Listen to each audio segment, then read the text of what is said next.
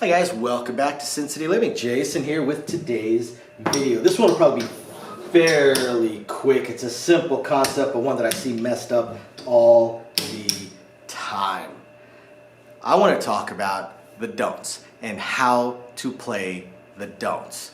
Don't forget guys, please email me sincityliving.lv@gmail.com with any strategies or any other video ideas that you would like us to shoot.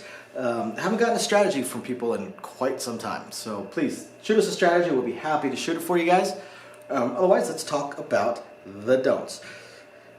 The only thing I'm going to say as far as playing the don't pass also translates to the don't come once it travels, and that is know the odds. If you don't know the odds, don't play a lay. Know the odds. Learn the odds. It's really, truly not that difficult.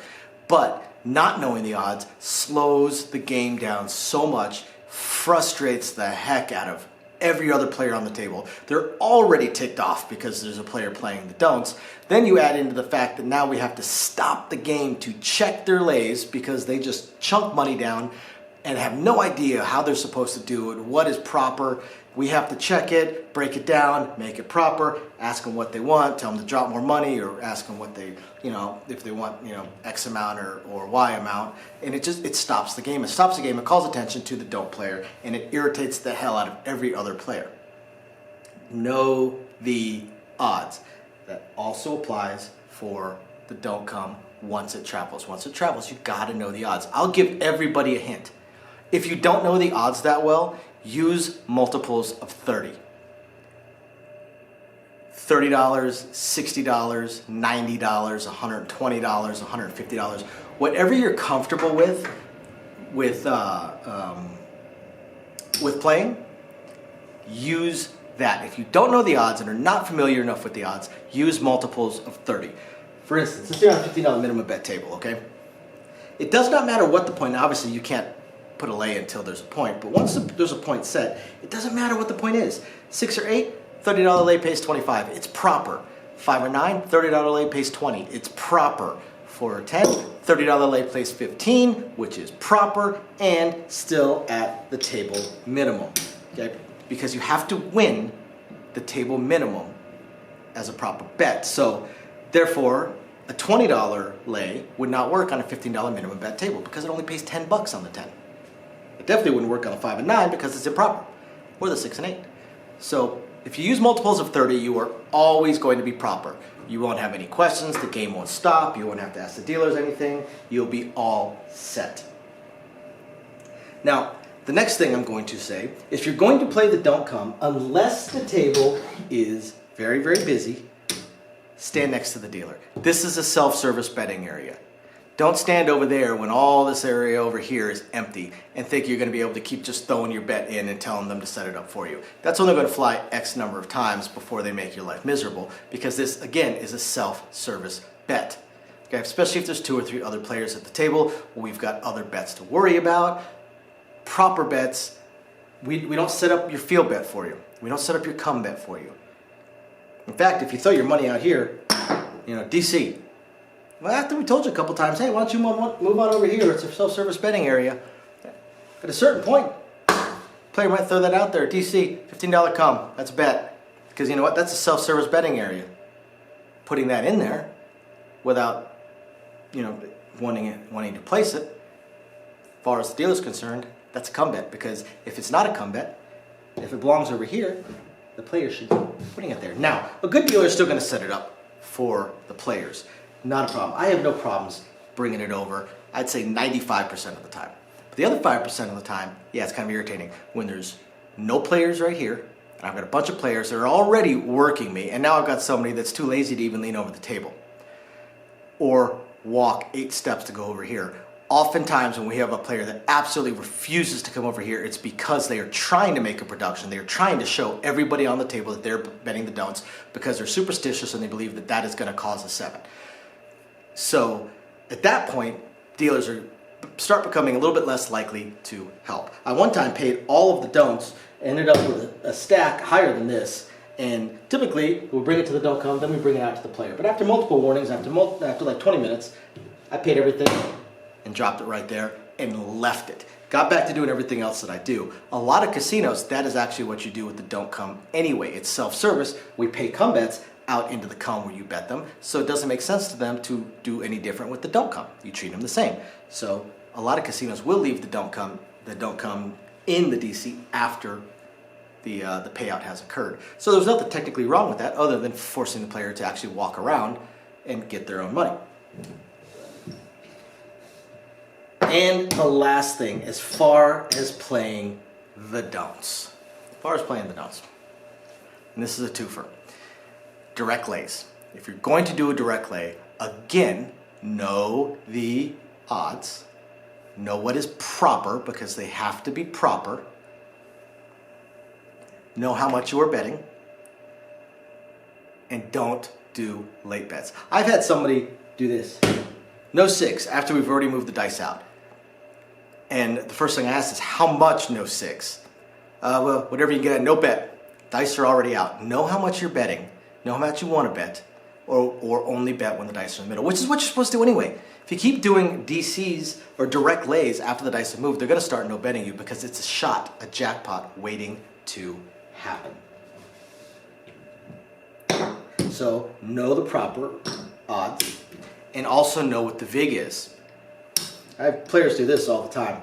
Let me get a no six. If the dice are already out, that's a no bet, because the VIG is paid in advance. The VIG is always paid in advance at probably 99% of the casinos around. So if the VIG isn't there, that's not a bet.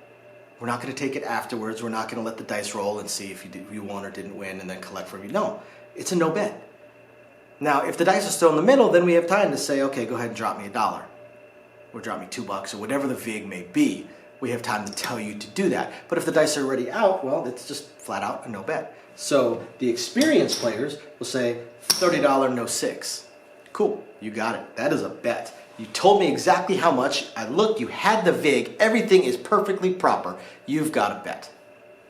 So I hope you guys find this interesting, illuminating, enlightening, just plain fun. We will catch you guys next time. Thanks for watching, everybody. Bye now. Thank you, everybody, for watching today's video. And as promised, a little bit more detail on things that we are working on. So again, we want to continue trying to expand the channel. We're really hoping to be able to add roulette as soon as possible, and then some video keno, video slots, stuff along those lines. Unfortunately, it ate up almost all of our cash, paying off all of our bills during the month of January while we were down.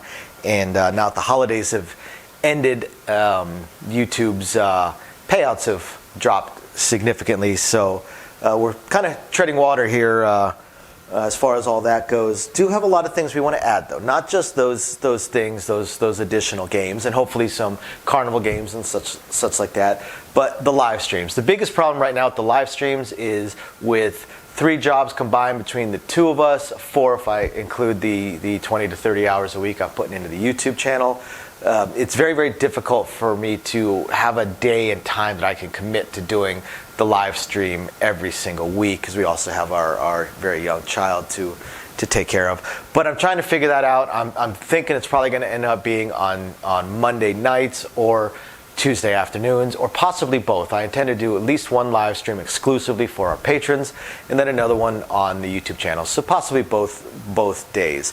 We also have a few other things that we really want to attempt to move forward on. I'm just running into either time or skill set issues. I do want to eventually have a website going for us. I did used to program websites over a decade ago. A lot of things have changed, and I just don't have that time. And not a whole lot of knowledge on the current state of building websites, hosting what sites can host, and how to build up the e-commerce stuff. So if anybody has any skill sets along those lines and would like to answer some questions or just help us out, shoot us an email, sincitylivingLV@gmail.com. Also, I really hope to be able to start adding some exclusive stuff from Sin City Living, logoed shirts, hats. I'm looking to get custom dice made, even custom layouts made, although those would be pretty expensive. But I know zero about e-commerce and drop shipping and anything along those lines. So if you have any skill or knowledge in that area, please email me. I would love to ask you some questions and see if you can answer a few to help me figure out how to get that going. Same thing with designing our logos. You know, I had some logos designed, very, very small logos, unfortunately, not big enough to blow up to put on T-shirts and stuff like that. And again, I know next to nothing. I know nothing about logo design, graphic design, any kind of websites that could do it. I literally know nothing. So if you have any skill or knowledge in that area also, please email me, and you're willing to answer some questions, please email me and let me know. I'll admit I don't even know where to start as far as asking some questions, but I'm sure I'll ask a few, and that'll trigger a few more, so on and so forth. So yeah, there's that, and of course we do hope to continue to improve our AV setup, but I am an AV moron, so also right there, if you have any skill sets or knowledge in that area, please email me and are willing to answer some questions. Please email me and let me know. We would love to help. Otherwise, again, thank you everybody for watching, and we're very excited to continue bringing you our videos. Bye now.